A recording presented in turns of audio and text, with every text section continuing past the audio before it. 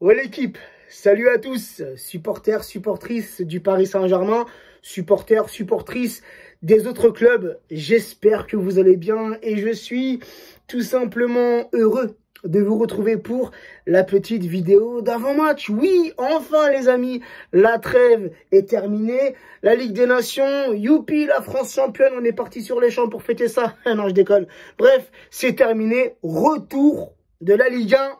Dès demain soir, les amis, 21 h, match d'ouverture pour la 10e journée. Paris Saint-Germain, Angesco. Un match qui sera diffusé sur la chaîne Prime Video et un match qui se jouera bien évidemment à la maison, à domicile, au Parc des Princes. Les 5 dernières rencontres, toutes compétitions confondues entre ces deux clubs, c'est tout simplement 5 victoires parisiennes et 0 victoire angevine. Et le meilleur, les amis, hein, le meilleur résultat, la meilleure performance que j'ai pu trouver en faveur, si on peut dire ça comme ça, des Angevins, c'est lors de la saison 2015-2016, un match qui se jouait à Angers, score final 0-0. Voilà, j'ai pas trouvé mieux pour les Angevins, sinon c'est à base de correction. Voilà, c'est des 6-0, des 5-1, des 4-0, et j'en passe frérot. Bref, Angers les amis, sur leurs 20 derniers matchs, toute compétition confondue, c'est un bilan un peu, tu vois, c'est un peu les montagnes russes, c'est 7 victoires, 5 nuls, 8 défaites. Mais bon, pour un club comme Angers, c'est un bilan qui n'est pas trop mal. Le Paris Saint-Germain, sur nos 20 derniers matchs, toute compétition confondue, 15 victoires, 3 nuls, 2 défaites. On se rappelle de la dernière défaite en date, les amis, c'était avant la trêve. Match comptant pour la 9e journée de Ligue 1, déplacement à Rennes et on s'est incliné 2-0. Avec un non-match de la part de nos Parisiens et une très belle performance de la part des Rennais. Et pour cette 9e journée, Angesco recevait Metz à domicile, victoire des Angevins 3-2. Et les Angevins qui font un très bon début de saison. Et je ne dis pas ça car c'est la ville où je suis né, c'est la ville où j'ai grandi, où j'ai ma famille et mes amis. Mais Angesco, faut le reconnaître, ils sont 4e actuellement, 4e au bout de 10 journées, et ils font un très très bon début de saison. Mais demain, on va les gifler. Bref, comme je l'ai dit, hein, je parlais du classement. Premier, le Paris Saint-Germain avec 24 points, 8 victoires, une seule défaite, 22 buts marqués pour 9 buts encaissés. Angesco 4e avec 16 points, 4 victoires, 4 nuls, une défaite, 14 buts marqués pour eux aussi, 9 buts encaissés. Au niveau de la défense, on est kiff-kiff. Ex-aequo, les amis. Ex-aequo. Ex-aequo. C'est un mot que je n'ai pas employé depuis très longtemps, que je n'ai pas entendu depuis très longtemps, frère. Enfin bref, ça m'arrive parfois de ressortir des petits mots comme ça.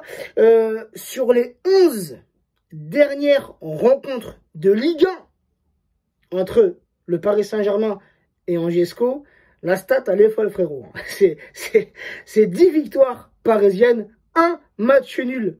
Oui, un match nul et 0 victoire angevine. Donc Angesco, hein, depuis qu'ils sont revenus en Ligue 1, ça fait putain. Depuis que Angesco est revenu en Ligue 1, ça fait quelques saisons maintenant, ils n'ont jamais remporté un match contre le Paris Saint-Germain. Donc ce n'est pas demain soir, en plus au Parc des Princes, que cela arrivera. Et pour demain, il y a beaucoup d'absents, les amis. Avec la trêve, heureusement que l'équipe de France a joué dimanche, hein, cette finale. L'Italie aussi, on joue dimanche, donc pour demain, normalement, il y aura Donnarumma et Verratti. Et là, je sais plus c'était quand que le Sénégal et le Maroc ont joué. C'était hier ou avant-hier, je me rappelle plus. Et cette nuit, frérot, t'as l'Argentine qui joue et t'as le Brésil qui joue. Donc pour demain, les Sud-Américains, on peut tirer une croix dessus. Pas de Messi, pas de Neymar, pas de Paredes, pas de Di Maria, pas de Navas, qui s'est blessé avec sa sélection. Navas, il est quoi? Il est quoi déjà, Navas? J'allais dire cubain, frère. Il n'est pas cubain, Navas. Navas, Costa Rica.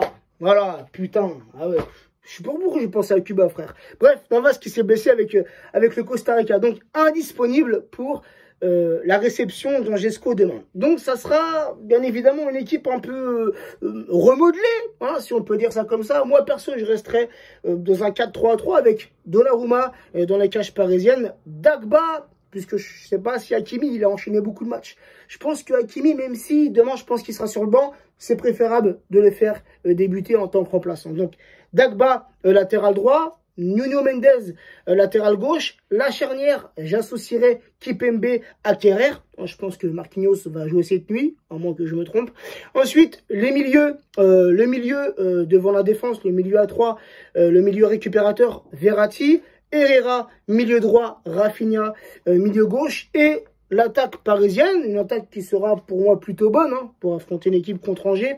Icardi en tant que numéro 9, Mbappé, ailier gauche, et Draxler, ailier droit. Par contre, les amis, j'en parlais sur un groupe WhatsApp avec des frérots, on parle de ça depuis quelques jours maintenant, c'est Ramos. Que penser du cas Ramos? Ça nous annonçait Ramos qui reviendrait dans le groupe pour Angers, finalement, il ne revient pas, et là on a appris que Ramos, il va encore rater 3 matchs. Encore 3 matchs d'absence. Ramos, il est là depuis le mois d'août, frérot. Et il est arrivé chez nous, il était encore blessé. Contrairement à ce qu'on a voulu nous faire croire. Non, Ramos, depuis qu'il a quitté le Real, depuis qu'il a signé au Paris Saint-Germain, il est blessé, frérot. Et ça continue, et ça perdure. Donc, c'est à se demander, entre vous et moi, si on ne sait pas manger une carotte. Mais bon, moi j'ai un profond respect pour Ramos.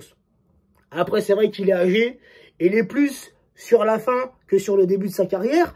Mais est-ce qu'on peut, est-ce que le Paris Saint-Germain peut, même s'il est venu libre, il touche quand même un gros salaire au Paris Saint-Germain. Est-ce que le club peut se permettre de garder un joueur comme ça? Il n'a pas aligné un match. Il n'a pas fait un match. Le seul moment où tu peux voir Ramos, c'est quand tu regardes YouTube et les scènes d'entraînement qui ont été filmées. Quand il est en train de faire du vélo dans la salle. C'est le seul moment où tu peux le voir avec un équipement, une tenue du Paris Saint-Germain. Sinon, on ne l'a jamais vu sur le terrain pour le moment. Donc voilà, je commence vraiment à me poser des questions. Après, on a eu aussi cette semaine, là, il y a quelques jours de ça, les déclarations de Neymar. Mais je les ai vues, les déclarations, Skin, il m'a...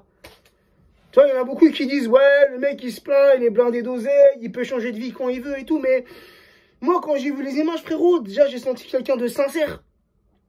Quelqu'un de sincère qui... Limite, frérot, il est en dépression. Et ne vient pas dire le contraire. On peut le voir depuis le début de saison. Pourtant, on a fait une Copa América de ouf. Pour ceux qui ont vu la Copa avec le Brésil, il a fait une très très bonne Copa. Avec un très bon niveau. Du haut. C'était du haut level, frérot. Un top niveau. Un Neymar affûté, tout, technique, comme on le connaît. Après, je sais pas ce qui s'est passé, frérot, entre la Copa et la reprise de la Ligue 1, la Ligue des Champions. Il a du mal. Sur le terrain, il a du mal. Il n'est pas obèse. Il n'est pas obèse. Neymar, on va pas dire des conneries non plus, tu vois. Mais on le sent, frérot, tu vois, il a du mal. Il a du mal en ce début de saison. On dirait sur le terrain, il est lourd. Il a du mal à se déplacer. Ses points d'accélération, son manque d'efficacité dans la finition. C'est pas le Neymar qu'on a pu connaître sur les années précédentes. Tu vois ce que je veux dire? Ça se voit que le mec, il est mal. Il est mal. Et arrêtez de nous dire, oui, l'argent, ceci, cela, même s'il est blindé, frérot. Même s'il est blindé, et s'il gère bien son argent, même sa génération d'après, elle est blindée. Elle aura pas besoin de travailler. On le sait tous, frérot. Mais ça n'empêche que moi, quand je l'ai vu, pendant l'interview, là, quand je l'ai vu, frérot, franchement, je l'ai senti, tu sais, j'ai pas senti quelqu'un d'heureux. Sur le moment, j'ai pas senti un mec heureux. J'ai vraiment senti un mec un peu, tu vois, un peu en état de dépressif ou en début de dépression. Il sait pas trop ce qu'il va faire. Peut-être que c'est sa dernière Coupe du Monde. Il sait pas si mentalement il sera toujours au niveau pour continuer en tant que footballeur professionnel. Ça fait peur, frérot, tu vois. Le mec, il a 29 ans. Il a 29 ans, mais il faut se dire aussi d'un côté qu'on connaît les Brésiliens. Ils aiment la fête. Ils aiment la fête, ils aiment danser, ils aiment boire, ils aiment chanter, ils aiment truc et tout, tu vois. Et on connaît le mode de vie, même si on vit pas avec lui, mais on entend un peu, tu vois. À droite, à gauche, Neymar qui se couche tard, Neymar qui passe son temps à jouer au poker, Neymar qui regarde des séries brésiliennes jusqu'à je sais pas quelle heure, jusqu'à 4-5 heures du mat. Après, tu dors quelques heures, après tu vas à l'entraînement. Comment tu peux avoir un bon rythme de vie? Tu vois, c'est des footballeurs professionnels. Ils doivent avoir un mode de vie irréprochable, frérot. Même si, tout comme nous, ça reste des êtres humains, j'ai envie de te dire, tu vois. Voilà, personnellement, ça m'a un petit peu attristé. Honnêtement, ça m'a un petit peu attristé, tu vois, quand je l'ai vu, là, il est là, et je l'ai pas senti joyeux, frère. Je l'ai pas senti joyeux. Bref, on espère que, voilà, s'il est peut-être dans une mauvaise phase, ou tu vois, je sais pas, peut-être qu'il a des problèmes familiaux, ou tu vois. Mais j'espère que ça va vite s'arranger. Et j'espère qu'on va retrouver le Neymar qu'on a pu avoir dans ses débuts, quand il arrive au Paris Saint-Germain, où c'est un Neymar qui faisait lever des foules, frérot. Faisait lever des foules.